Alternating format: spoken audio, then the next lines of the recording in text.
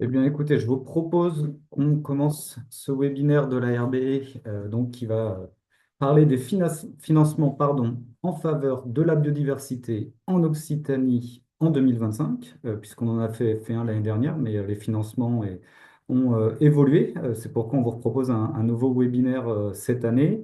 Vous dire aussi que le webinaire est enregistré, donc pas forcément besoin de prendre de notes. Et vu que vous êtes inscrit, on vous enverra l'ensemble des documents qui seront projetés et commentés par nos intervenants jusqu'à 15h30. Donc on est avec vous pour 1 heure et demie pour parler financement avec différents intervenants et je les remercie d'être parmi nous. Donc pendant 1 heure et demie, on va traditionnellement vous parler d'un chiffre du mois, vous allez le découvrir juste après. Et ensuite, on aura nos trois premiers intervenants qui vont à la fois nous parler du fonds vert, des dispositifs ABC et aires éducatives et des dispositifs financiers, notamment de la région Occitanie. Ensuite, on aura une pause de 15 minutes pour pouvoir reprendre les questions que vous allez poser aux intervenants dans le chat et on les reprendra à l'oral pour qu'ils puissent y répondre. Et suite à cette première phase de questions, on enchaînera sur le 12e programme donc de l'Agence de l'eau Rhône-Méditerranée-Corse et de l'Agence de l'eau Adour-Garonne, donc deux intervenants qui nous présenteront ce 12e programme pour terminer sur 10 minutes de questions et on clôturera le webinaire à 15h30 en espérant être ponctuel. En tout cas, merci à toutes et à tous de nous suivre. Vous êtes de plus en plus nombreux à nous suivre sur les webinaires de l'ARB, donc c'est plutôt encourageant pour nous. On va tout de suite commencer avec le chiffre du mois et c'est lundi, il fait à peu près beau partout, c'est une bonne nouvelle. Écoutez, c'est sur la pollution lumineuse, parce que les bonnes nouvelles, on n'en a pas tant que ça en ce moment, donc sachez-le, la pollution lumineuse en Occitanie diminue puisque on a un niveau de pollution lumineuse élevé à très élevé qui baisse depuis 2019, puisqu'on avait 91% du territoire qui était concerné par cette pollution élevée à très élevée en 2019. Et maintenant, on est à 70% du territoire qui est concerné en 2023. Donc, ces chiffres, on les a grâce notamment au travail que fait la région Occitanie, puisqu'ils produisent des cartographies de pollution lumineuse tous les 3 ans. Donc, merci à eux pour nous permettre de développer cet indicateur. Et donc, cet indicateur, vous le retrouvez sur le site web de l'ARB, puisqu'il est mis en ligne et réalisé par l'Observatoire régional de la biodiversité. Vous le trouvez dans indicateur de pression et donc pollution lumineuse et vous en saurez beaucoup plus sur cet indicateur. S'il y a des communes, et je crois qu'il y en a qui sont connectées, qui n'ont pas encore mis en place de l'extinction, vous voyez qu'on est encore à 70%, on n'est pas à zéro, donc il faut encore éteindre notamment l'éclairage public. Donc n'hésitez pas à vous engager dans cette voie et si vous souhaitez avoir des informations sur le sujet, idem, on a quelque chose enfin, une page dédiée sur notre site internet, ou n'hésitez pas à nous contacter si vous avez besoin d'informations supplémentaires. Voilà, c'était pour la bonne nouvelle, pour bien commencer la semaine. Et on va tout de suite enchaîner avec nos premiers intervenants, et notamment Pauline Fabre, qui est chargée de projet appui au Fonds vert à la DREAL Occitanie et à l'ARB Occitanie. Pauline, je vais te laisser la parole pour que tu puisses nous présenter les documents. Merci Pierre pour l'introduction. Bonjour à toutes et à tous, hein. Donc, je vais effectivement aborder avec vous aujourd'hui le fonds vert, que certains d'entre vous connaissent probablement déjà. Donc, je vais l'aborder d'abord dans son aspect global, hein, puisque c'est un dispositif qui regroupe énormément d'actions. Et ensuite, je focaliserai un petit peu plus sur le fonds vert biodiversité, qui est clairement adressé aux actions en faveur de la biodiversité et décrit comme mesure d'accompagnement à la stratégie nationale pour la biodiversité. Alors, je vais commencer par répondre à une première question, hein. Le fonds vert, c'est quoi? Son vrai nom, c'est le Fonds d'accélération de la transition écologique dans les territoires, qui a été créé donc en 2023 et qui est porté par le ministère en charge de la transition écologique. Donc, le but de ce dispositif, comme son nom l'indique, hein, c'est donc d'accélérer la transition écologique dans les territoires, notamment par un soutien à l'investissement auprès des collectivités qui œuvrent dans ce sens-là à des échelles locales. Depuis sa création en 2023, donc le Fonds vert représente 18 000 projets pour un montant total de 3,6 milliards d'euros, ce qui est tout de même assez conséquent. Et les possibilités sont larges puisque de nombreuses actions peuvent être financées par le Fonds vert. Alors maintenant, j'en viens au fonds vert en 2025, hein. C'est quoi? Donc juste pour vous donner une image, c'est en quelque sorte donc une grande maison, hein, dans laquelle il y a plusieurs portes d'entrée, qui sont les trois grands types d'actions, ou les trois grands axes. Et vous retrouvez dans chacune de ces entrées les différentes mesures qui sont associées. Donc, le premier axe ou la première entrée, c'est le renforcement de la performance environnementale qui inclut tout ce qui est rénovation énergétique, tri des déchets ou encore la modernisation de l'éclairage public. Dans le deuxième axe, vous avez tout ce qui est adaptation au changement climatique, hein, avec des préventions aux inondations, au risque d'incendie de forêt, etc. Mais vous avez également une grande mesure qui nous intéresse également, qui est la renaturation des villes et des villages. Et puis, vous avez un troisième axe qui correspond à tout ce qui est amélioration du cadre de vie. Donc, il inclut des mesures comme la qualité de l'air, le recyclage des friches. Et vous avez également tout ce qui concerne la biodiversité, donc, sur laquelle je vais me pencher un petit peu plus longtemps juste après, et qui va sur des mesures d'accompagnement à la stratégie nationale biodiversité. Une petite nouveauté en 2025 avec trois nouvelles mesures qui se sont ajoutées à cette longue liste, hein. Dans l'axe 1, vous avez la mesure aide aux maires bâtisseurs. Et dans l'axe 3, vous avez les deux mesures aménagement cyclable et le soutien à la transition et la planification écologique pour les activités dans les espaces marins et littoraux. Donc, c'est les mesures que je vous ai mises en gras. Et puis pour terminer, vous avez une porte un peu transverse à tout ça, une toute dernière mesure qui propose un accompagnement adapté avec un soutien en ingénierie. Donc cette mesure ingénierie du fonds vert, elle peut aider les porteurs de projets à faire émerger des projets donc à forte ambition environnementale sur une enveloppe lui est spécifiquement dédiée, hein, pour des prestations par exemple d'ingénierie d'animation, de planification ou encore de stratégie. Voilà un petit peu pour le panel des possibilités avec le fonds vert. Alors, j'en arrive maintenant à des mesures qui sont, enfin, aux mesures qui sont spécifiquement dédiées à la biodiversité, hein, sur le BOP 113. Donc, vous avez en première mesure mieux connaître et mobiliser pour la biodiversité. Donc là, c'est les atlas de la biodiversité communale qui sont gérés au niveau de l'OFB, dont mon collègue va vous donner plus de détails pour la présentation suivante. Et chez nous, Andréal, donc on a les mesures protéger et restaurer les espaces naturels, correspondant à tout ce qui est mise en œuvre de la stratégie nationale pour les aires protégées et les projets de restauration des écosystèmes dégradés. Et vous avez une autre mesure, réduire les pressions sur la biodiversité, qui comprend tout ce qui est plans nationaux d'action pour les espèces menacées, la protection des insectes pollinisateurs, le rétablissement des continuités écologiques et la lutte contre les espèces exotiques envahissantes. Alors, le fonds vert maintenant, c'est combien, surtout cette année? Alors, cette année, c'est 1,15 milliard d'euros qui vont être engagés pour la transition écologique, donc surtout un budget dédié aux collectivités, mais on ajoute à cette somme 43 millions qui sont vraiment dédiés à la biodiversité par les mesures que je vous ai citées précédemment. Et ça, c'est un budget qui est ouvert à la fois aux collectivités, mais également aux associations et aux établissements publics dont l'État fait partie. Et en Occitanie, donc le fonds vert biodiversité, ça représente sur les 2 années précédentes 19,9 millions d'euros depuis la création et seulement, j'ai envie de dire, 2,5 millions d'euros cette année.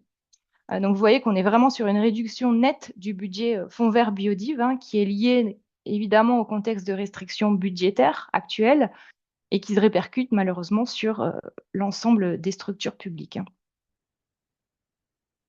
Alors, juste pour vous donner une idée de comment ont été répartis les fonds l'année dernière, hein, sur l'année 2024, je vous montre ici la répartition des montants qui ont été dédiés aux différentes mesures pour la biodiversité. Alors, vous avez une majorité du budget qui a été alloué à la stratégie aire protégée, hein, qui représente 40% du montant. Ensuite, vous avez 24% du montant dédié à des projets pour la restauration écologique, restauration et continuité. À part équivalente, vous avez les projets PNA et gestion des espèces exotiques envahissantes. Et en dernier, une micro-attribution par rapport aux projets en faveur des insectes pollinisateurs qui représentent seulement 1%, hein. Alors, ce n'est pas qu'ils ont été refusés, c'est simplement qu'il y a eu très peu de projets, en fait. Donc, avec une toute petite part. Le fonds vert, c'est pour qui? Alors, Je vais passer assez rapidement sur ce point puisque vous avez tous les éléments dans les cahiers d'accompagnement, hein. Vous avez la liste pour chaque mesure des porteurs de projets éligibles. Donc, je ne vais pas tout détailler ici, mais retenez globalement que, en ce qui concerne le fonds vert biodiversité, donc ça s'adresse, comme je l'ai dit précédemment, aux collectivités, aux établissements publics de manière générale, mais aussi aux associations et aux structures d'aires protégées, aux structures gestionnaires d'aires protégées, notamment pour la mesure stratégie aires protégées. Par rapport à la nature des projets éligibles, donc on est essentiellement sur des actions d'investissement, hein. Le fonds vert ne subventionne pas ni le fonctionnement ni l'animation des structures. Et au niveau de l'acquisition de connaissances, donc c'est malheureusement pas éligible au fonds vert, et d'autant plus avec un budget qui est revu à la baisse cette année. Donc il n'est pas question d'ouvrir la porte à des nouveaux critères d'éligibilité. Et en ce qui concerne le taux de subvention, donc il ira cette année au maximum à 90% et avec une part minimale à 10%. Donc pour les collectivités, le maximum, c'est une participation à hauteur de 80%, puisque les critères imposent une participation minimale des collectivités à un taux de 20%. Alors, vu que le budget est nettement en baisse, hein, comme vous avez pu le constater, donc il y a des critères de priorité qui ont été définis, en plus des critères d'éligibilité. Donc ça, c'est quand même quelque chose qui est important à savoir et qui est important à connaître. Donc les deux premiers points que je vous ai mis ici, ce sont les priorités qui sont relatives à la mesure stratégie aire protégée. Donc les projets qui contribuent à une création ou une extension d'aires de protection forte seront prioritaires cette année. Et les projets qui répondent à l'une des fiches d'action du plan d'action en faveur des aires protégées d'Occitanie seront également prioritaires. Pour l'ensemble des mesures, la priorité, alors oui, pour l'ensemble des mesures, donc la priorité ira sur les structures ou les territoires qui n'ont pas ou peu bénéficié du fonds vert sur 2023 et 2024. On aura aussi une priorité sur des projets qui démontrent un effet levier maximisé grâce aux interventions financières d'autres structures. Et on aura également une priorité dans le cas d'une structure, en tout cas, qui bénéficie de moyens propres et qui sollicite une politique qui est une de ces politiques propres. Donc, le taux de la subvention, elle doit être, on va dire, raisonnable et proportionnée. L'idée, c'est pas de prendre le maximum de fonds verts, c'est vraiment de bien proportionner les financements. Voilà. Alors, comment est-ce qu'on fait pour déposer un dossier? Alors, tout se fait via, pardon, je vais y arriver, la plateforme Aide Territoire, où vous cliquez donc sur la mesure qui correspond à votre projet, hein. Vous avez ensuite accès aux cahiers d'accompagnement qui sont régionalisés. Alors, pour les mesures biodiversité, c'est en ligne depuis le 2 avril, donc depuis mercredi dernier. Et vous pouvez effectuer ensuite votre dépôt sur démarche simplifiée. Donc, le site se présente de la même manière que vous voyez là à l'écran, hein. Alors, je vous propose ici, en tout cas, je vous illustre deux exemples de projets qui ont été financés l'année dernière sur les mesures biodiversité. Alors ici, le premier, c'est la mesure PNA en faveur donc de l'amélioration d'habitat du Grand Tétras sur 3 départements, qui a été coportée par NEO et par Nature Commons. Donc, vous voyez, là, on a une subvention à hauteur de 80%, correspondant à un montant de 25 000 euros, qui permet donc de visualiser les clôtures pastorales dans les zones où on a présence du grand tétras, de reconstituer les habitats et de mener quelques actions de sensibilisation pour pouvoir prévenir des risques de dérangement de ces espèces. Deuxième exemple maintenant sur la mesure stratégie aire protégée. Donc là, c'est un projet qui est porté par la commune d'Argelès-sur-Mer, hein, qui vise à réorganiser en fait le parking qui se situe en zone cœur de la réserve pour pouvoir le mettre à l'extérieur et donc de réorganiser le déplacement du public à l'extérieur du cœur de la réserve, de pouvoir donc mieux marquer l'entrée du territoire qui est protégé et de pouvoir améliorer également la préservation et l'état de conservation des habitats et des espèces. Donc, j'ai essayé de compiler, on va dire, le maximum d'informations et de mieux synthétiser tout ce qu'il y a au sein du fonds vert et notamment ce qu'il y a pour le fonds vert biodiversité. Donc, juste à retenir quelques points importants, c'est que le fonds vert, c'est bien des actions d'investissement et donc il n'y a pas de fonctionnement de structure. Le budget, bah, il est en baisse, un peu comme partout, donc on a dû établir des priorités pour 2025 que je vous ai citées au cours de cette présentation. Au niveau des aires protégées, donc retenez quand même qu'on est sur des subventions qui sont uniquement dédiées aux aires de protection fortes. Il n'y a que celles-ci qui sont éligibles. Vis-à-vis des projets de restauration, on est sur des priorités sites Natura 2000, notamment les habitats d'intérêt communautaire. Et pour tout ce qui est continuité, donc on sera sur des priorités de résorption de points noirs. Si jamais vous avez des projets qui comprennent différentes mesures, ce qui est tout à fait possible, hein, vous pouvez déposer dans la mesure qui est la mesure majoritaire, on va dire, du projet. Et cette année, le conventionnement, alors on est plutôt parti sur un conventionnement qui se ferait uniquement par la DREAL pour 2025 pour toutes les aides, sauf ABC évidemment qui est géré au niveau de l'OFB, mais en tout cas pour tout ce qui est restauration, continuité, espèces exotiques envahissantes, pollinisateurs, on partira sur un conventionnement DREAL plutôt que agence de l'eau, puisque c'était les agences de l'eau qui réalisaient tout ça, l'instruction et le conventionnement l'année dernière. Voilà pour les petits changements. Donc, je vous remercie pour votre attention et n'hésitez pas à revenir vers moi si jamais vous avez des questions, notamment sur le fonds vert biodiversité. Eh ben, merci Pauline, c'était très clair. Donc, certes, ça a diminué en termes de financement, mais il reste des financements. Donc, c'est quand même Ah une oui. très bonne nouvelle. Il reste des financements. Donc, n'hésitez pas à déposer des projets et à aller du coup dans le détail pour du coup déposer des projets au fond vert. On reprend vos questions bien évidemment après qu'on posera à Pauline et aux autres intervenants. Juste pour, enfin voilà, vous qui suivez, n'hésitez pas à couper vos caméras pour que la bande passante soit la meilleure possible pour nos intervenants et qu'il n'y ait pas de coupure de micro. Merci à vous. Alors, on va passer à notre prochain intervenant, donc Stéphane Lefebvre, donc de l'Office français de la biodiversité, chef du service régional appui aux acteurs et mobilisation des territoires AAMT, c'est pas simple, de la direction régionale de l'OEB. Écoute, vas-y Stéphane, je te laisse la main pour présenter le programme ABC et ATE, enfin R éducatif, pardon. Merci. Oui, merci Pierre, non, précisera. Du coup, le programme ABC, c'est un dispositif qui permet d'acquérir une meilleure connaissance de son territoire en termes de biodiversité, donc de réaliser un diagnostic écologique et de dresser des cartographies d'enjeux de la biodiversité à l'échelle du territoire. Ça doit aussi être un dispositif qui permet une mobilisation, une sensibilisation des administrés et donc que chacun puisse contribuer à la réalisation de cet atlas, notamment via les outils participatifs. Alors, il y a des acquisitions de données protocolées qui peuvent être faites par des bureaux d'études ou des partenaires du monde associatif, mais il y a aussi cette dimension acquisition de données par les sciences participatives. Et in fine, ce programme, ça conduit à passer à l'action. Donc, c'est aussi un peu pour ça que Pauline, dans sa présentation, a bien remis en premier les ABC et ensuite les actions de restauration, etc. Alors, il se trouve que suivant l'état d'avancement dans les différents territoires, certains ont déjà identifié des sites de restauration ou des espèces sensibles sur lesquelles mener des actions, mais dans d'autres territoires encore orphelins d'un certain nombre de diagnostics, une belle manière de dresser un diagnostic, c'est bien de réaliser un atlas de biodiversité communale et donc d'établir à terme une politique biodiversité sur le territoire. Alors, en quelques chiffres clés, à l'échelle nationale, on a à peu près maintenant 4600 communes qui sont couvertes par un atlas. Les projets ont une durée de 3 à 4 années.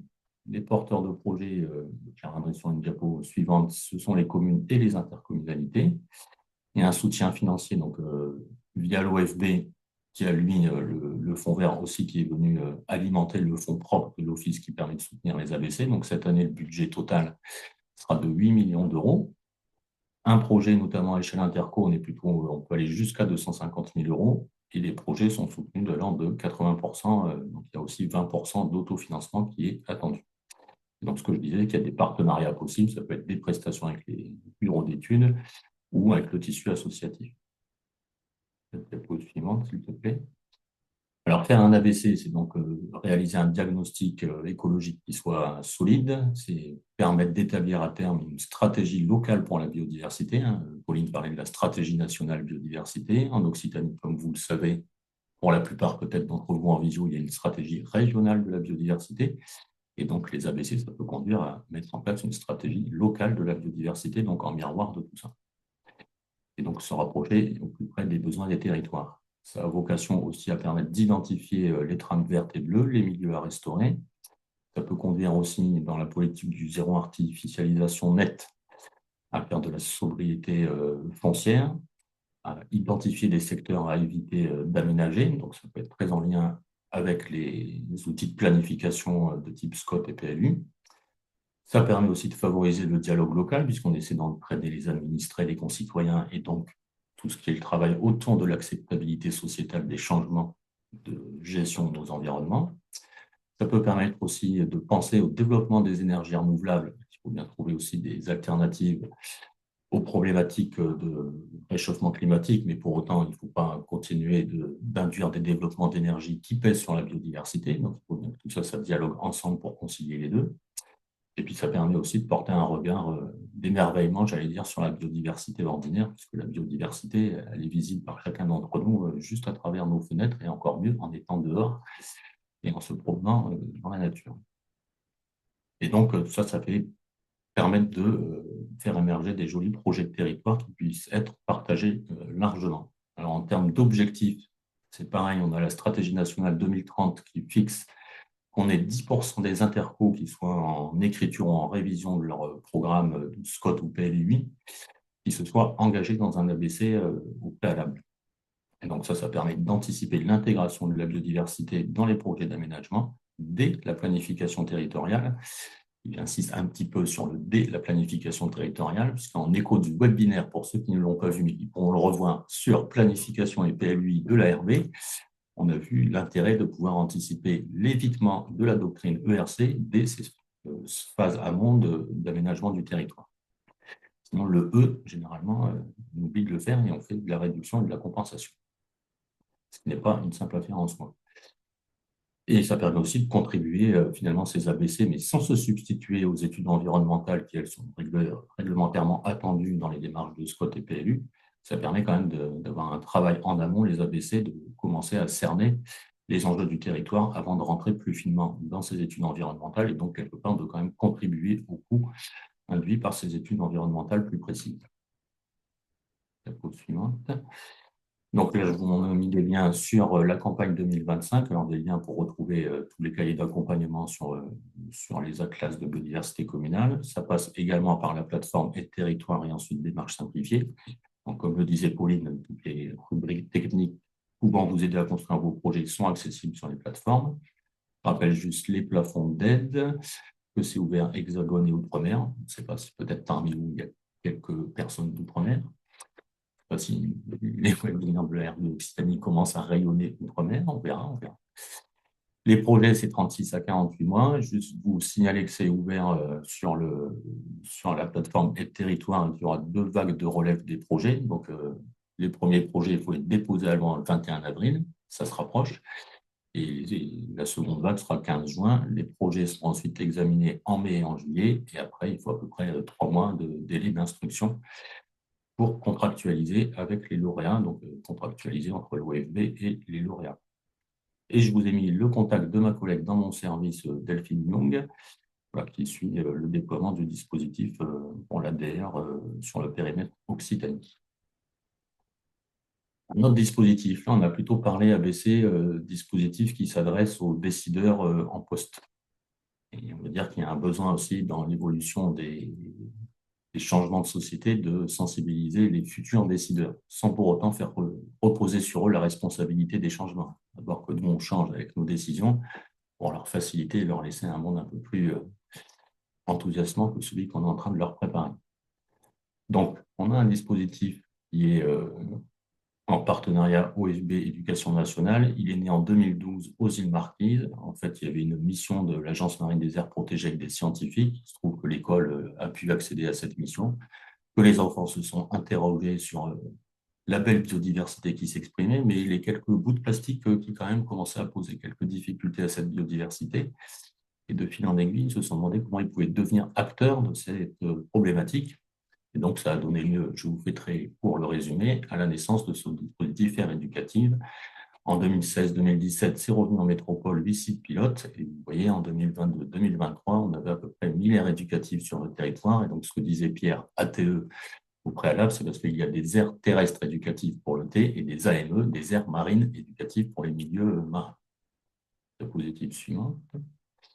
Donc, l'enjeu et principe du dispositif des aires éducatives, c'est de déconnecter les élèves de leur téléphone portable et autres tablettes préférées et de les reconnecter à la nature, au monde du vivant, de créer un projet pédagogique collectif qui soit porteur de sens pour les élèves, c'est important d'avoir du sens, et puis qu'ils puissent expérimenter l'implication dans la vie publique et créer l'envie plus tard de continuer, et donc effectivement peut-être de s'engager pour devenir des décideurs locaux.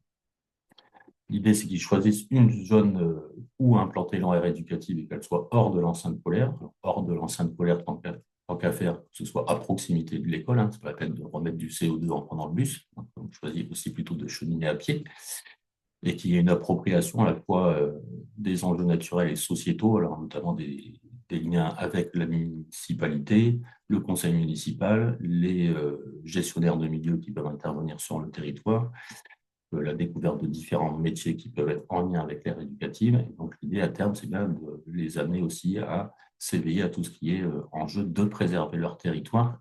Et donc, ce n'est pas une inversion de l'être, c'est de préserver, le territoire, ou de se préserver eux-mêmes, puisqu'on fait partie intégrante du vivant et donc de notre territoire. Et donc, tout ça aussi, ça contribue à rendre plus ludiques tous les apprentissages scolaires. C'est-à-dire que l'idée des aires éducatives, c'est qu'on puisse faire des mathématiques, de la géographie, du français, en s'appuyant sur la nature, en faisant découvrir des choses très concrètes. Et donc, on a quelques retours de terrain. Je pense que c'est la diapositive, si je peux passer directement à celle d'après, Pierre. Voilà, les retours de terrain, c'est que ça permet de créer une dynamique territoriale assez forte entre les gestionnaires, les élus, les citoyens, des changements de perception des élèves sur leur environnement. On a beaucoup d'enseignants qui nous disent, la première fois qu'on les emmène, quand même, ils ont peur, quoi. Ils ne veulent pas s'asseoir, ils ne veulent pas toucher à la terre, les insectes et tout ça, quoi. Donc, il y a quand même un sujet là, sociétal important de en fait, relativiser tout ça et de revenir à quelque chose de plus relationnel avec le monde qui nous entoure. Il y a surtout aussi ce qui nous remonte, une fierté collective des élèves très enthousiastes d'avoir le sentiment de porter, c'est pas qu'un sentiment de vraiment porter un projet ensemble. Beaucoup aussi de retour de la part des enseignants que ça facilite l'acquisition des fondamentaux scolaires, parce qu'on manque des approches très théoriques sur des choses très ludiques et très concrètes, et qu'il y a des influences sur les politiques locales, puisque ça peut infléchir, par exemple, tout ce qui est la gestion différenciée des espaces verts. Ça peut partir de la petite aire éducative et puis s'étendre après aux différents espaces de la collectivité. Ça crée aussi du lien intergénérationnel, et c'est important, entre les élèves, leurs parents, leurs grands-parents, et puis dans des liens aussi entre les différents usagers, les socio-professionnels qui peuvent être sur la commune. Et juste, ça peut être aussi une des actions, soit dans le dispositif territoire engagé pour la nature, et là je vous renvoie au webinaire de l'ARB sur le dispositif, mais ça peut être aussi des actions qui peuvent se combiner utilement avec la classe de biodiversité communale. On revient à la diapositive précédente, Pierre.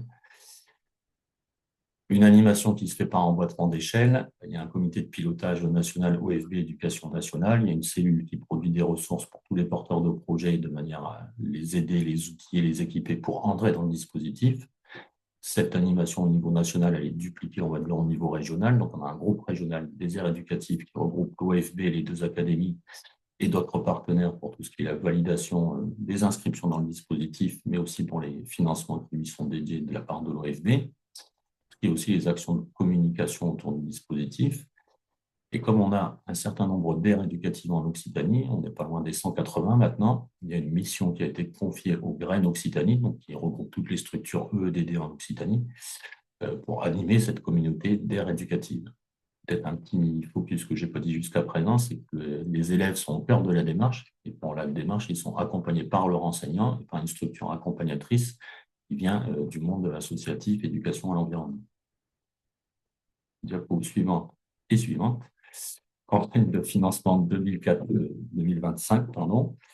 Donc là, elle est ouverte, elle est lancée depuis le 15 mars jusqu'au 19 mai. Donc là, c'est plutôt pour les porteurs de projets qui sont déjà dans une ère éducative depuis au moins un an. Là, il y a un forfait de 4 000 € pour les 2 années scolaires qui suivent. Et l'annonce des lauréats se fera début juillet.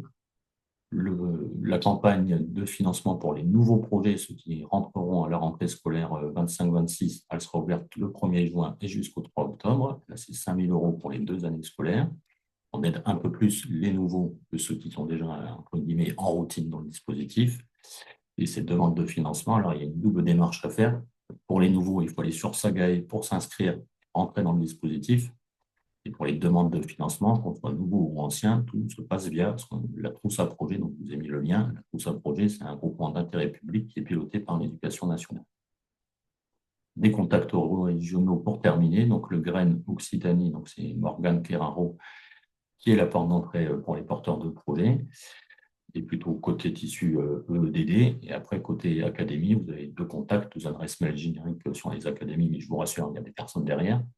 Pour contacter plutôt la sphère enseignante, avec lesquelles vous pouvez être en lien, que ce soit au niveau école, collège ou lycée, puisque c'est ouvert en 3 niveaux, le dispositif. Voilà, il y a des liens vers les académies. Je crois que j'en ai terminé. Ben, merci beaucoup Stéphane. C'était très clair, très positif. Hâte qu'il y ait des aires éducatives qui fleurissent encore plus en Occitanie. Alors, on a vu qu'il y avait des questions, on les reprendra juste après et je vais laisser la parole à Maëlys Alison qui est chargée de mission biodiversité au service biodiversité et territoire à la région Occitanie pour nous présenter les dispositifs de la région et ensuite on passera aux questions.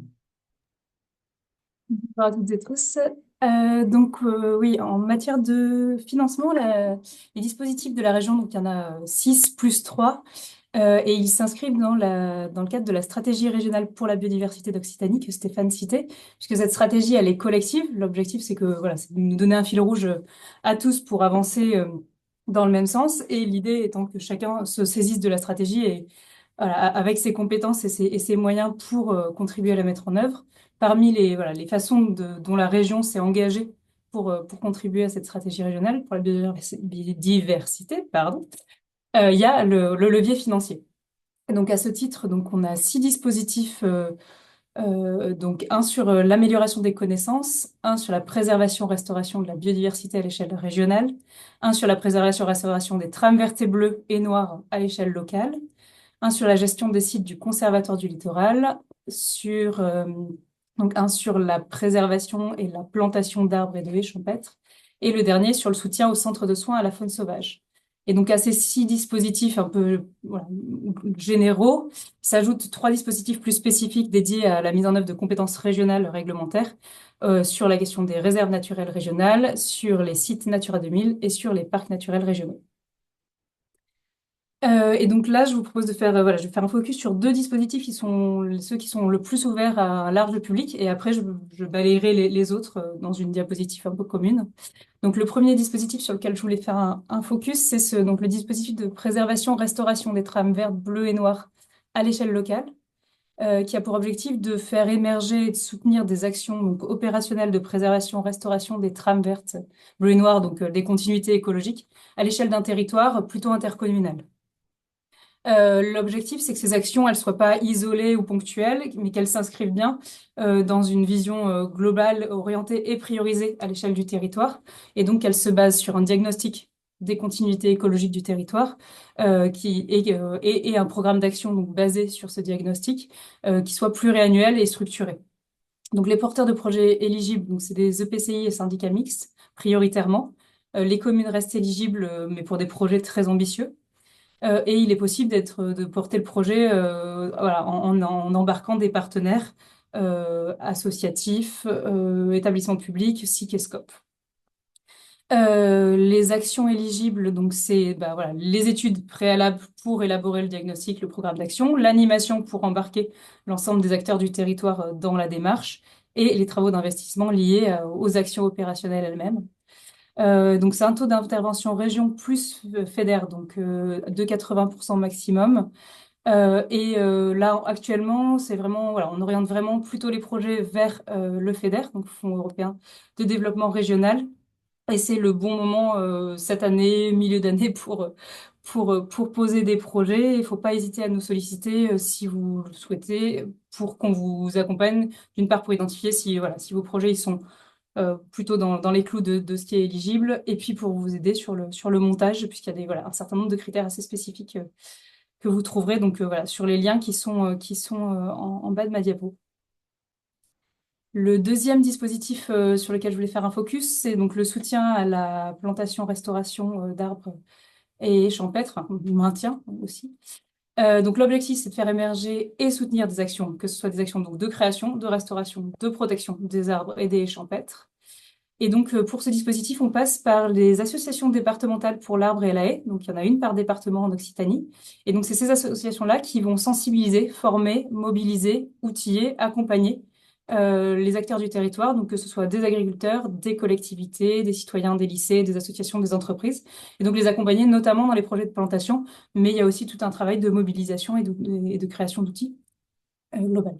Et donc pour bénéficier de cet accompagnement à la plantation, l'idée donc c'est de contacter l'association de son département pour s'inscrire au programme, et donc ce qui permettra ensuite de bénéficier de conseils et d'appui à la plantation, que ce soit dans les objectifs du projet, le choix des essences, donc essences prioritairement locales, patrimoniales, produites le plus localement possible et surtout pas exotiques envahissantes. De d'orienter aussi voilà le choix par rapport voilà de la plantation par rapport aux caractéristiques du sol et du climat voilà et d'avoir un peu un panel des techniques possibles par rapport à ces caractéristiques.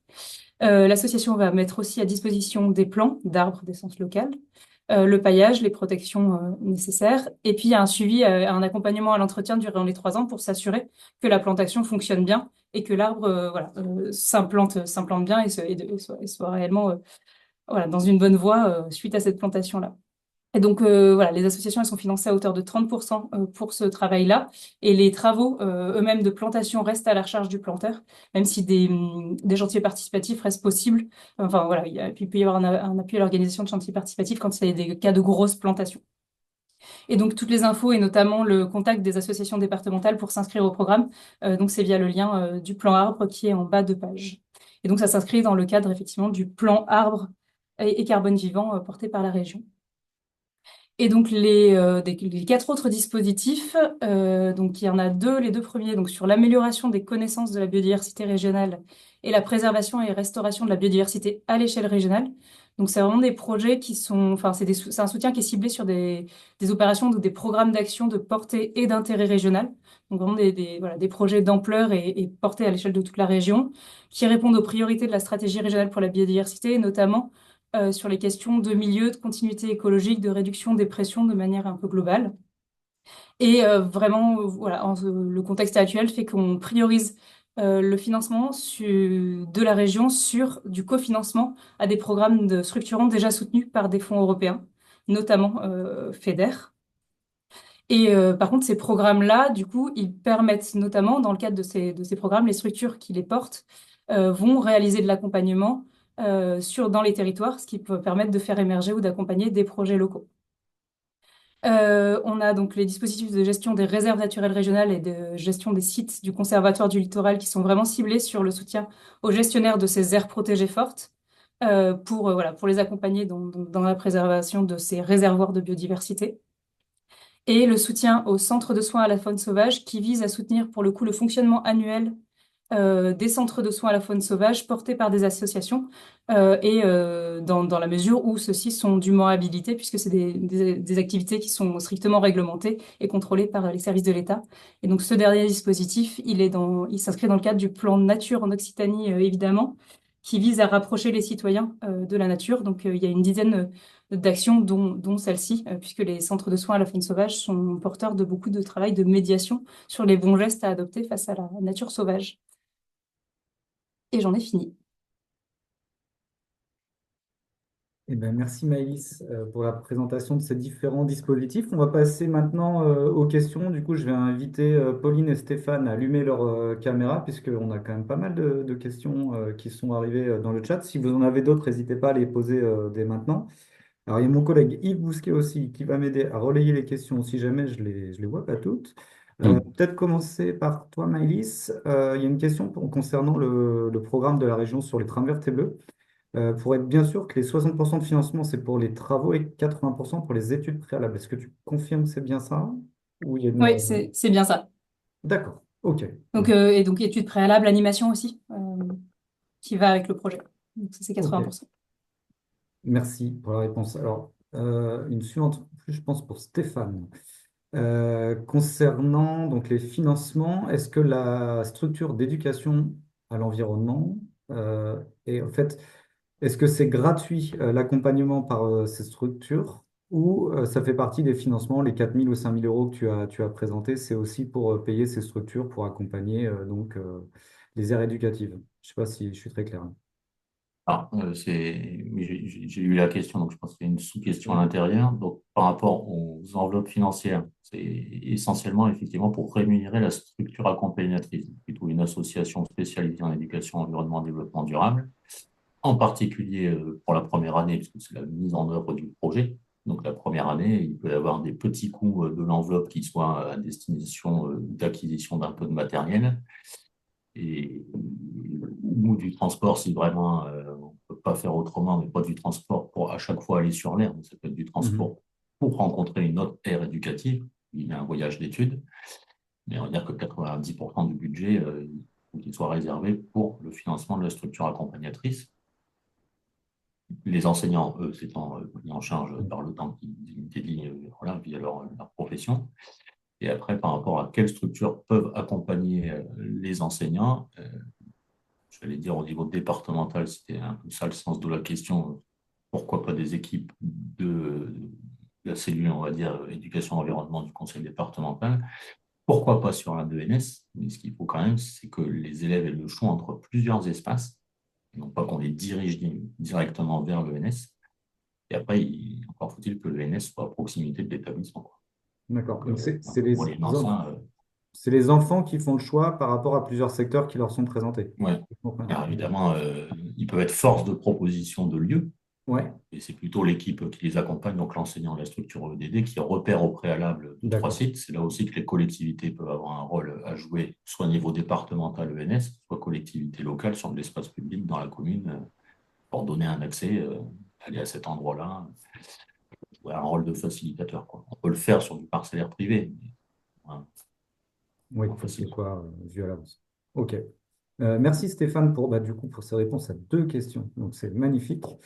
Concernant les ABC, il y a une personne qui se pose la question de savoir s'il y avait une session en septembre. A priori, elle a peut-être entendu parler qu'il y a une session en septembre. Elle nous a dit que donc c'était. Alors, l'an dernier, le fonds vert était plus large, donc on était à 15 millions d'euros pour l'OFB, et on avait effectivement fait 3 sessions.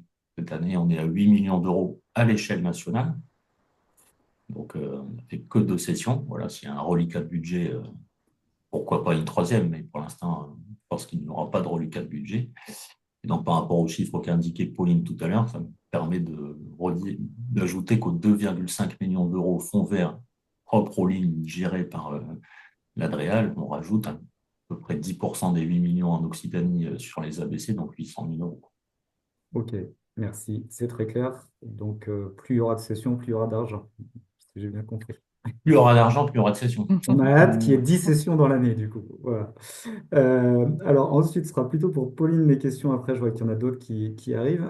Concernant les financements du fonds vert, alors qu'est-ce qu'on avait comme question? Désolé. Ta, ta, ta, ta, ta. Est-ce que les actions de lutte contre les espèces exotiques envahissantes ou en faveur des pollinisateurs sont toujours éligibles? Alors oui, c'est toujours éligible, hein, ça fait toujours partie des dossiers qui sont possibles, enfin qui sont éligibles au fonds vert. En revanche, pour les espèces exotiques envahissantes, on va quand même avoir une priorité cette année sur des interventions en cas de détection et beaucoup moins sur des opérations de gestion annuelle, par exemple, qu'on a beaucoup financé l'année dernière et qu'on estime du coup moins prioritaire par rapport à d'autres projets. Et en ce qui concerne les pollinisateurs, alors du coup, on n'avait pas eu beaucoup de projets, donc s'il y en a cette année, ben tant mieux.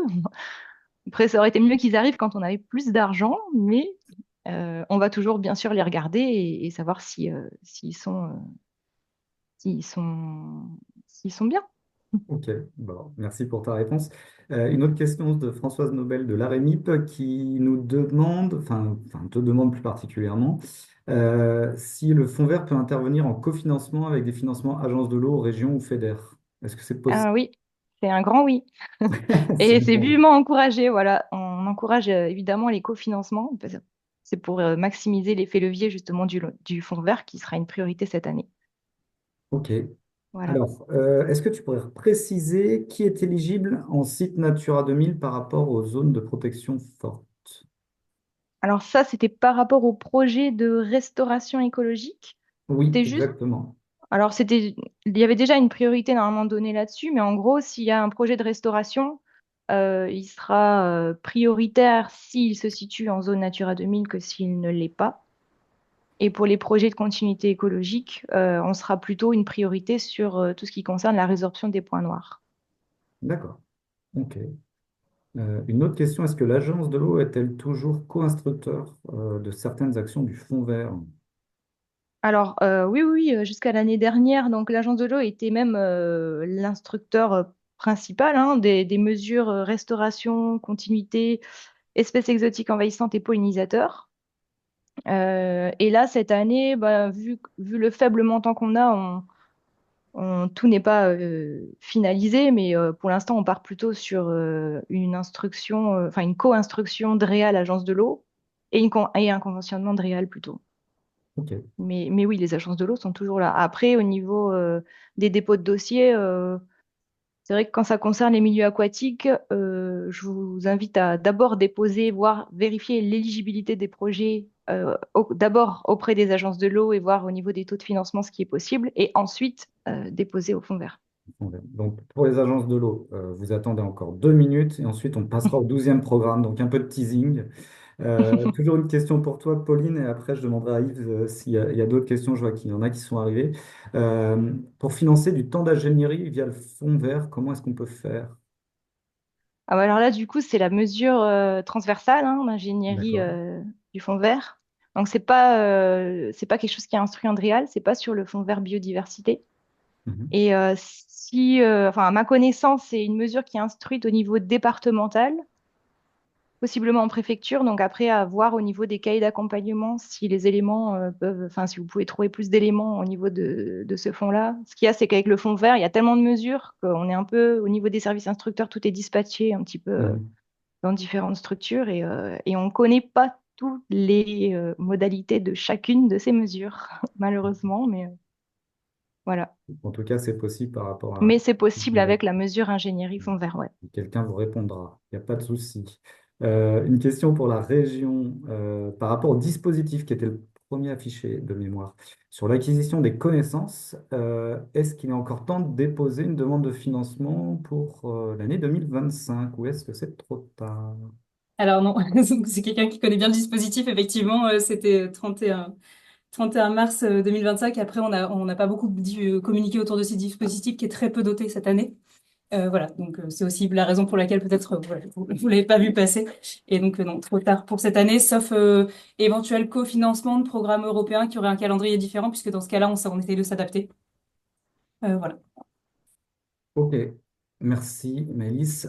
Alors, on s'excuse pour tous les acronymes utilisés, que ce soit par nous ou nos intervenants. Effectivement, on est dans un monde d'acronymes.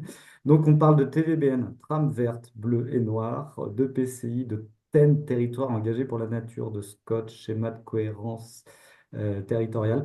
Ça, je vous invite à taper sur Internet. Généralement, Google vous donne la réponse. Ça reste le mieux. Et désolé pour les acronymes. On en profite pour les prochains intervenants. N'hésitez pas à donner en toutes lettres les termes utilisés. Euh, alors, concernant, je vois qu'il y a une question de Laurent Cournot du PNR HL. Alors, je ne sais pas exactement lequel c'est. Au Sur le fond, Languedoc. sur Natura 2000, la continuité restauration, est-ce que ça doit être obligatoirement lié aux continuités écologiques par rapport au fond vert? Non, ça peut être des projets de restauration. Enfin, c'est pas forcément associé, quoi. Ça peut être D'accord. dissocié. OK. Oui, oui. Alors, pour le fonds vert, comment intégrer les autres frais que ceux liés à l'investissement? Désolé, on arrive avec des questions peut-être un peu plus techniques au fur et à mesure. Ah ben, on peut pas trop faire disons que c'est pour des actions d'investissement, donc on peut pas trop ajouter de fonctionnement. Après, en fonction des projets, on peut voir qu'est-ce que vous voulez faire exactement. Enfin, tout dépend vraiment du projet, de voir comment est-ce qu'on peut voir les actions, enfin, ce que vous prévoyez, etc. Donc, voir de manière beaucoup plus détaillée. Là, c'est vraiment une question C'est très large, mais globalement, il faut que le projet soit dédié à de l'investissement. Oui. Ok. Non, mais c'est très clair. Et une dernière question concernant le fonds vert. On s'excuse auprès de Madame Demarchy. J'ai retrouvé sa question. Donc, fonds vert, pas d'animation, mais finalement, sensibilisation qui est éligible. Est-ce que c'est aussi possible pour les PNA 2025? Ouais, les projets de sensibilisation sont éligibles, mais disons que pour 2025, c'est mieux s'il n'y a pas que de la sensibilisation. D'accord. Ça ne sera pas forcément classé comme une priorité. Ok, parfait. Alors, normalement, on a, voilà, toutes les questions ont été posées. Si jamais il y en a une ou deux qui reviennent, pas eu de réponse sur la question sur la désimperméabilisation. Alors, je vous invite. Ah bah j'allais te la signaler. Merci. Mais vas-y, je t'en prie. N'hésite pas à la poser si tu l'as sous la main. Est-ce que les collectivités, notamment les communes, peuvent bénéficier de ces dispositifs? Et donc, ça s'adresse à Stéphane, je pense. Peuvent bénéficier de ces dispositifs qui ont été présentés pour financer des travaux de gestion intégrée des eaux pluviales, désimperméabilisation, non-imperméabilisation. A priori, compte tenu de l'heure, ça s'adresse à toi, Stéphane. Bah, la réponse est non concernant les AVC, parce qu'en fait, les AVC, c'est plutôt démarche de diagnostic, de plan d'action, écriture du plan d'action de ce qu'il faudrait faire. Et donc, une opération de désimperméabilisation, c'est une action qu'il faudrait faire. Et là, peut-être qu'il y a une possibilité côté renaturation avec le front vert, mais je pense surtout qu'il y a des possibilités, et c'est la transition avec les programmes d'intervention des agences de l'eau. Normalement, j'imagine qu'il va y avoir des choses qui vont nous être présentées là-dessus. S'il n'y a pas d'autres questions, merci à tous les trois pour vos réponses très claires et concises. On est dans le timing, tout va bien. Donc, normalement, on va tenir jusqu'à 15h30. Allez, je vais repartager mon écran pour la suite des présentations. Donc, je vais laisser la parole à Aurore Druel, qui est chargée d'intervention Vistre, Vistrinck, Petite Camargue et qui est référente biodiversité et zone humide à l'Agence de l'eau Rhône-Méditerranée-Corse et qui est sur la délégation de Montpellier. Aurore, je vous laisse la parole. Alors, votre micro n'est pas activé. Alors, petit souci technique, mais ça va se régler. Ne vous inquiétez pas dans un instant. Faut juste que Attends. Hop.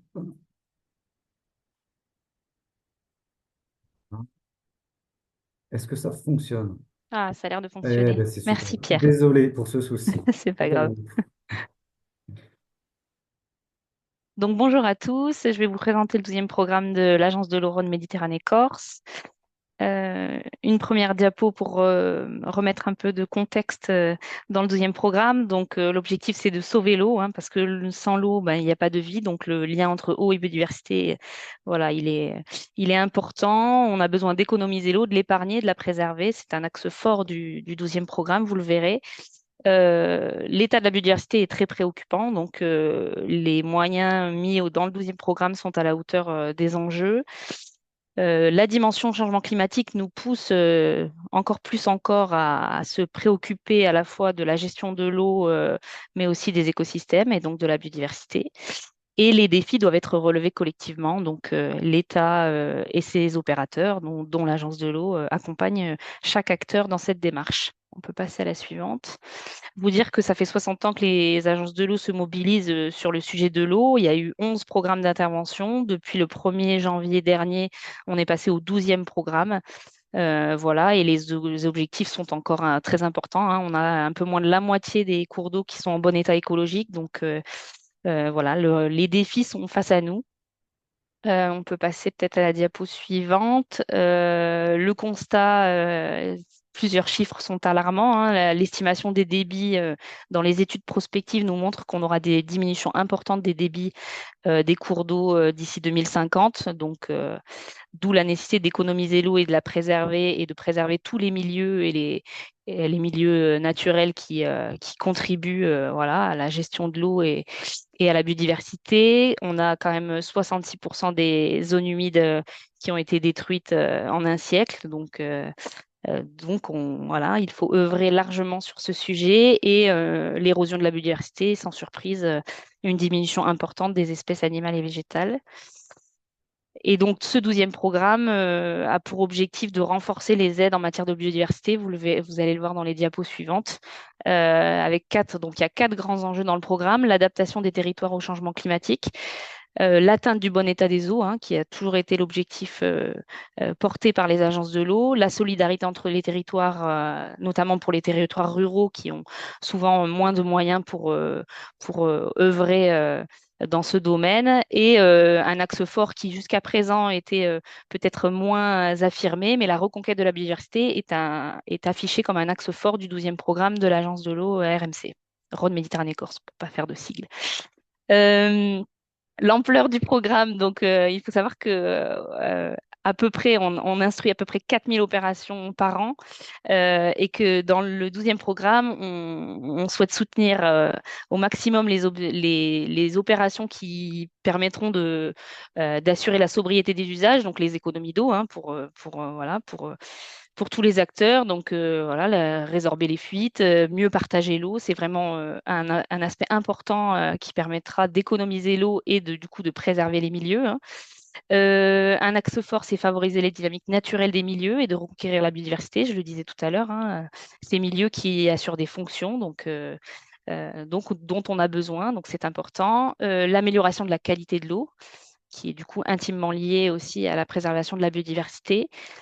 Le fait de gérer durablement la ressource, donc avoir une vision à long terme sur nos ressources et nos usages, hein, et préserver et restaurer la capacité des sols à infiltrer, stocker l'eau. Donc là, ça rejoint un peu la question qui a été posée sur la désimperméabilisation des sols, où l'agence de l'eau accompagne les opérations de désimperméabilisation des cours d'école, des espaces publics, des parkings, que ce soit pour les collectivités, pour les acteurs économiques, voilà. Donc c'est vraiment des opérations que nous pouvons accompagner côté Rhône Méditerranée Corse.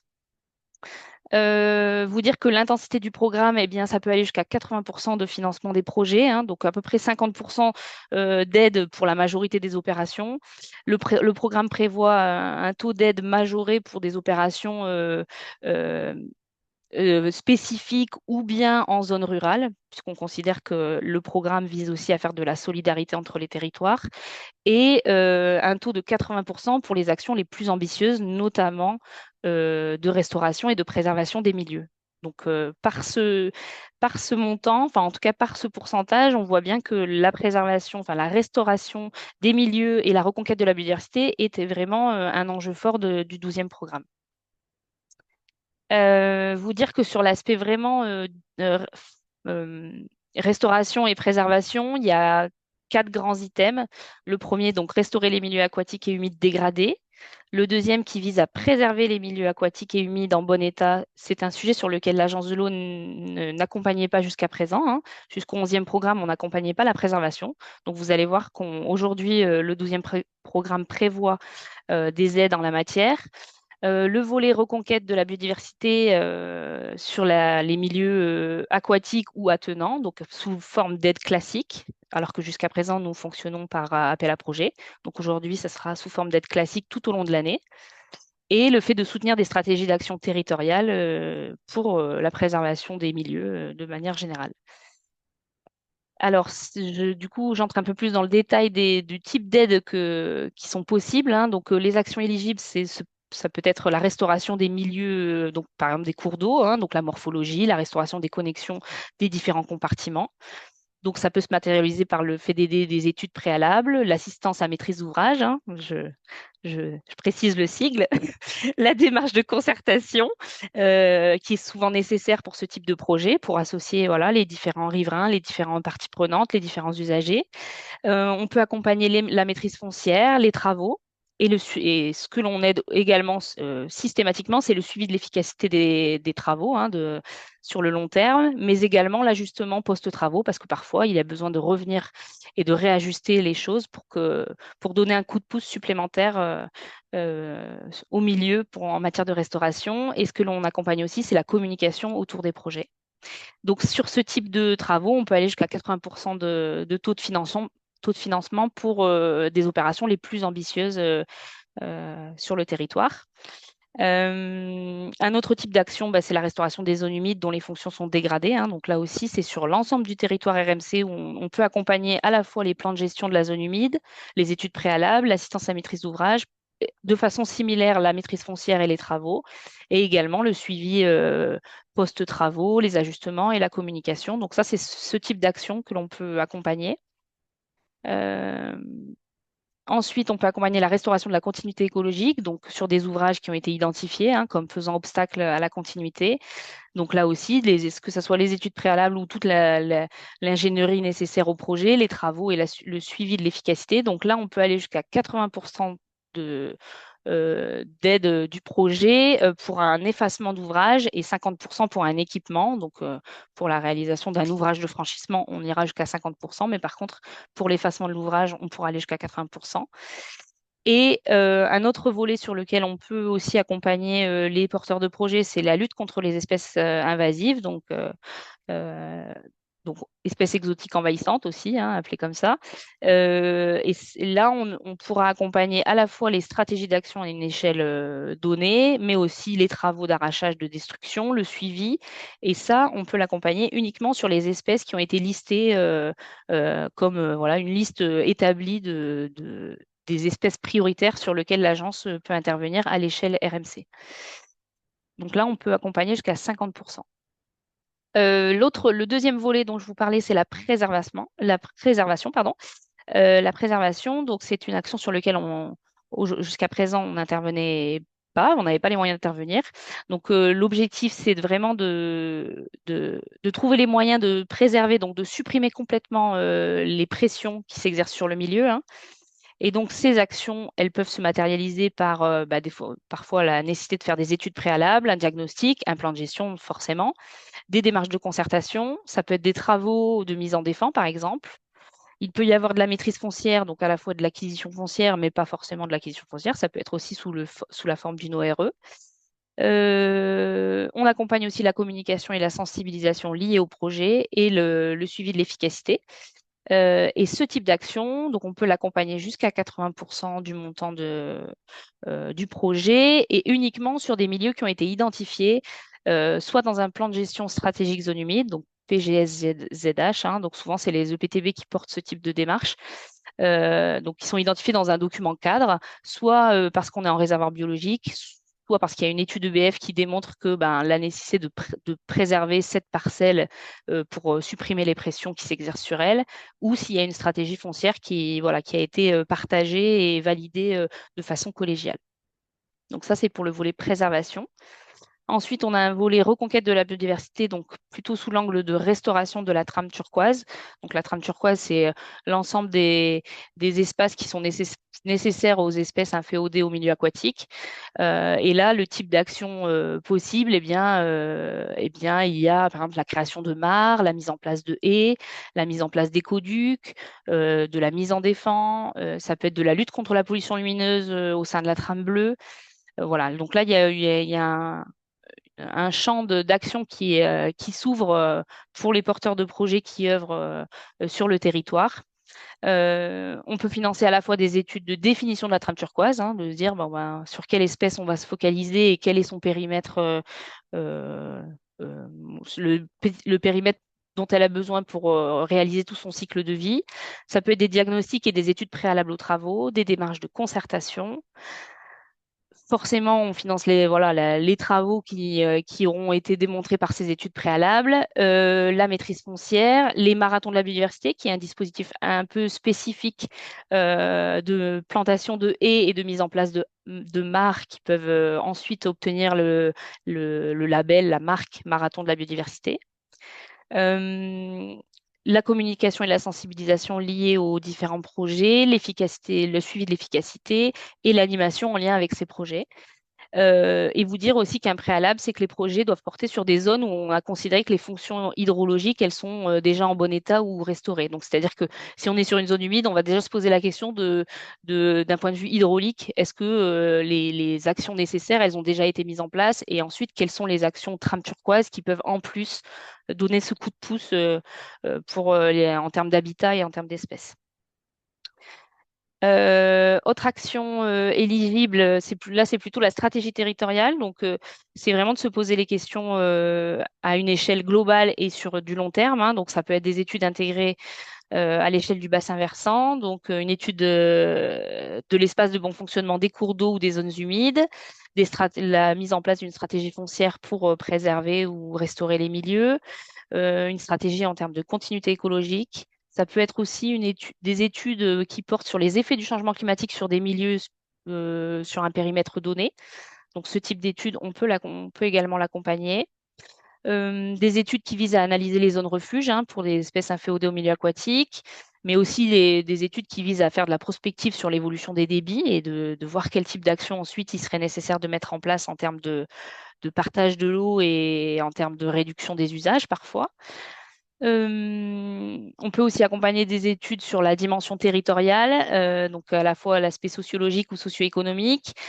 On continue à accompagner les études GEMAPI sur les territoires et aussi les élaborations de programmes d'action pluriannuels, voilà, qui peuvent se faire à la fois sur la gestion sédimentaire ou sur les zones humides de manière générale.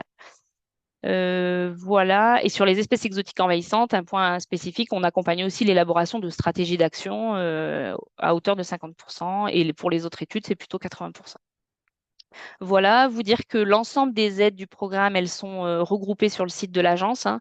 Il y a 43 fiches d'aide qui sont disponibles et où vous pouvez retrouver à la fois le type d'action éligible, les bénéficiaires possibles et les conditions d'aide. Voilà, quels sont les critères sur lesquels le conseil d'administration de l'agence s'est focalisé voilà, caler des règles d'intervention. Et vous dire qu'il y a plusieurs documents de support de communication que vous pouvez lire pour mieux comprendre le 12e programme côté Rhône Méditerranée Corse. Et il reste une dernière diapo, je pense. Oui, vous dire que voilà, bon, je sais pas, c'est peut-être pas très lisible, mais peut-être qu'on peut vous envoyer aussi le document PDF, mais vous avez des interlocuteurs par territoire qui pourront vous répondre. Et donc, je donnerai à Pierre la version, voilà, peut-être un peu plus lisible pour que vous puissiez directement contacter vos interlocuteurs au sein de l'agence pour vous répondre sur vos différents projets. Voilà. Eh ben, c'est parfait. Merci beaucoup. Plein de choses, plein de projets potentiellement finançables. Donc, n'hésitez pas à prendre les contacts. Effectivement, on reprendra le document pour que vous ayez les bons contacts dans vos territoires. Merci beaucoup, Aurore. On va tout de suite passer la parole à Guillaume Lechat, qui est chargé de mission ressources en eau et milieux aquatiques à l'Agence de l'eau Adour-Garonne de l'unité territoriale de Rodez pour nous présenter le 12e programme côté Agence de l'eau Adour-Garonne. Oui, merci Pierre. Bonjour tout le monde. Donc effectivement, il y a bien un programme côté Adour-Garonne et il y a des choses qui sont similaires à celui de Rhône-Méditerranée-Corse, mais avec forcément des spécificités. Donc que dire sur le 12e programme? Je vais passer sur le contexte, les principes poursuivis par le 12e programme et après je ferai un focus sur les milieux aquatiques, un peu comme l'a prévu Aurore, et aussi sur la désimpère, parce que c'est vrai qu'il y avait une question tout à l'heure. Donc, le 12e programme, il a été adopté en octobre 2024 avec 2 milliards d'euros pour la période 2025-2030, donc qui a débuté au 1er janvier.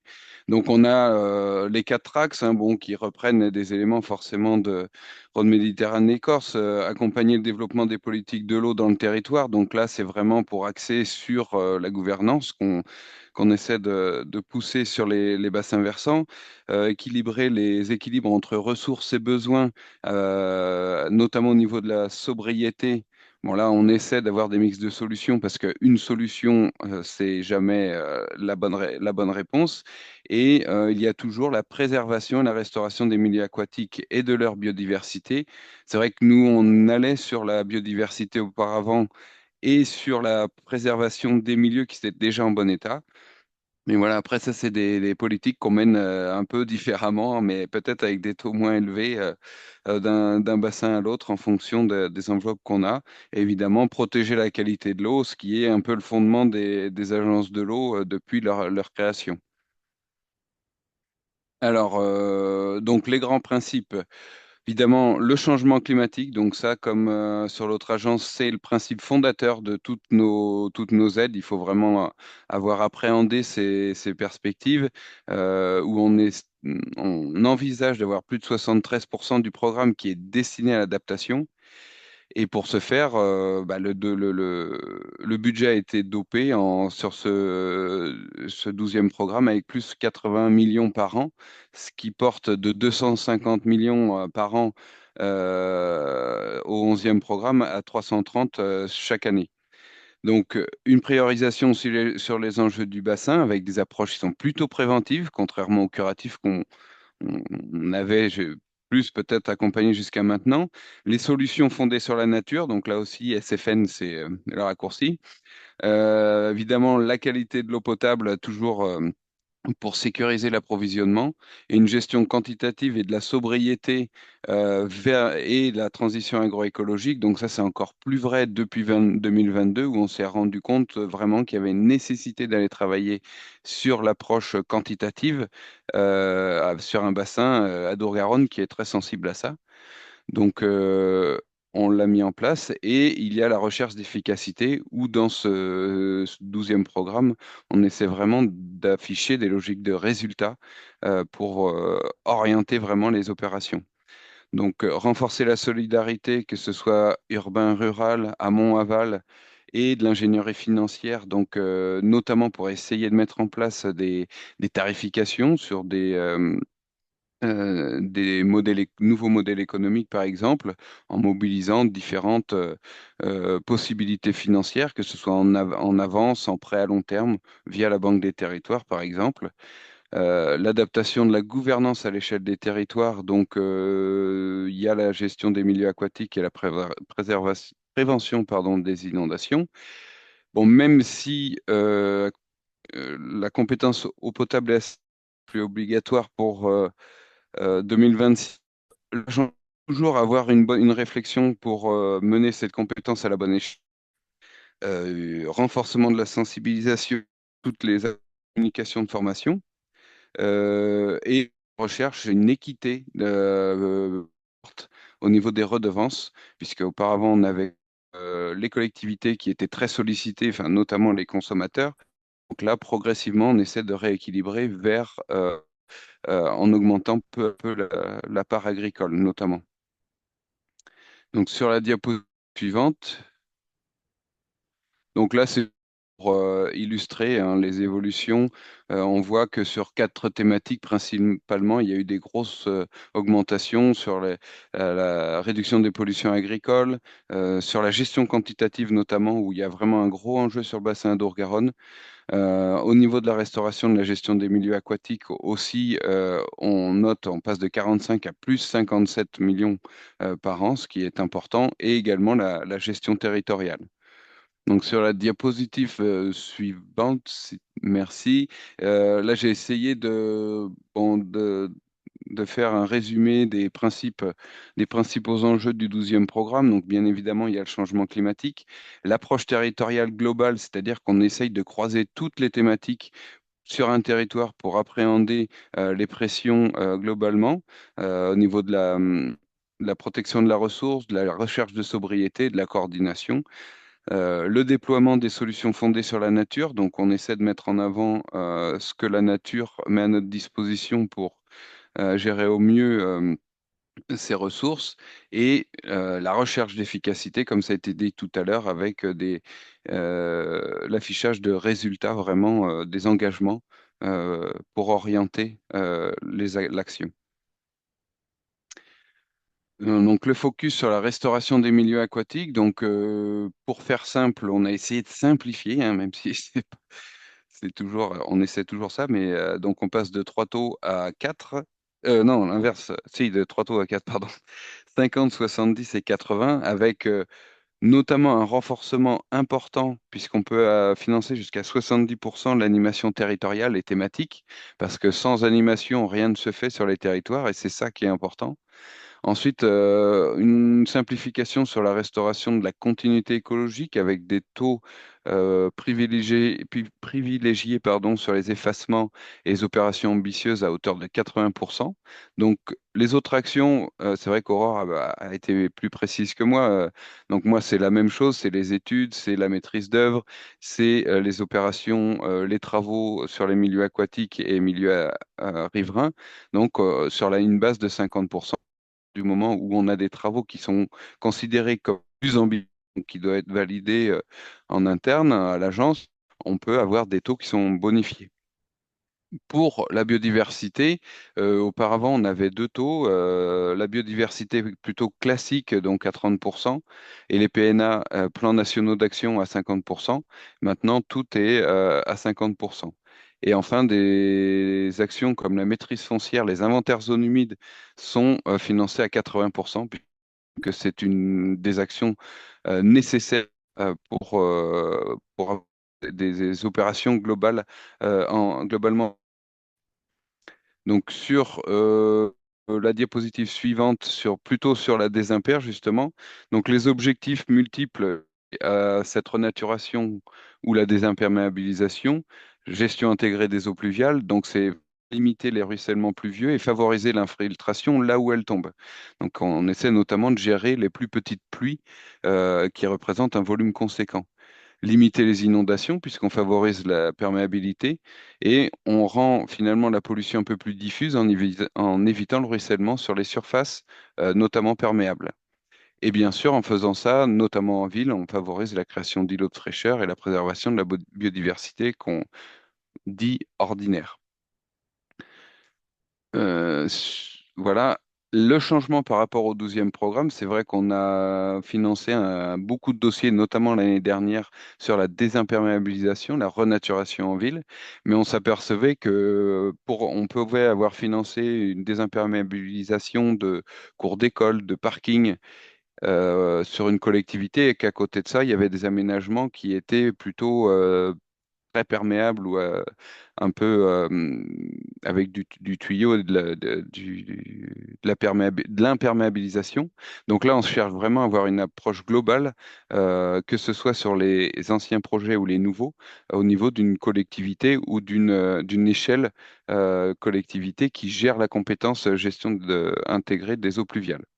Donc à travers dans différents documents, donc dans le domaine de l'eau, donc les schémas directeurs, les zonages d'eau pluviale, ou alors les études potentielles de déraccordement, et dans le domaine de l'urbanisme, tous les documents d'urbanisme, PLU, PLUI et même les SCOT, dans lesquels on intègre cette vision globale. Et c'est ça qui devient fédérateur et qui booste les taux d'aide sur la gestion intégrée des eaux pluviales.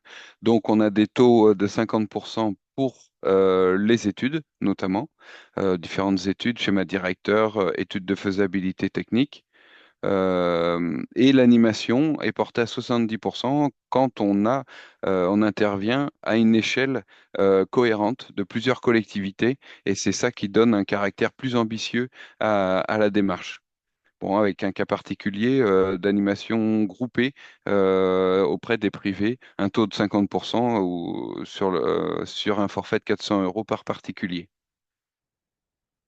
Et voilà, là, c'était diapo suivante, juste pour illustrer un peu plus schématiquement que vraiment, quand on parle d'opérations ambitieuses à l'échelle d'un territoire, qu'on parle d'animation territoriale, de vision globale à l'échelle des bassins versants, eh bien, on essaie d'avoir cette vision, que ce soit d'amont en aval, avec des interventions sur le domaine agricole, sur le domaine forestier, en lien avec la gestion quantitative et notamment les barrages hydroélectriques, la gestion des débits avec eux, mais aussi avec les retenues agricoles, euh, les restaurations de zones humides, parce qu'évidemment, on va travailler sur les débits, euh, travailler de pair sur la gestion du pluvial en ville, mais aussi la renaturation de cours d'eau dans les traversées urbaines, et bien évidemment les protections de captage.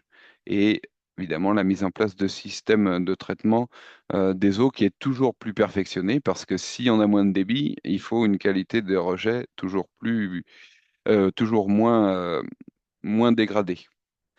Voilà, donc j'en ai fini. Moi aussi, pour vous dire, on a les contacts par territoire, parce que c'est vrai qu'on est plutôt identifié par bassin versant. Donc le mieux quand vous avez un projet, c'est d'appeler le chargé d'intervention qui pourra étudier plus précisément votre projet et vous apporter les orientations nécessaires.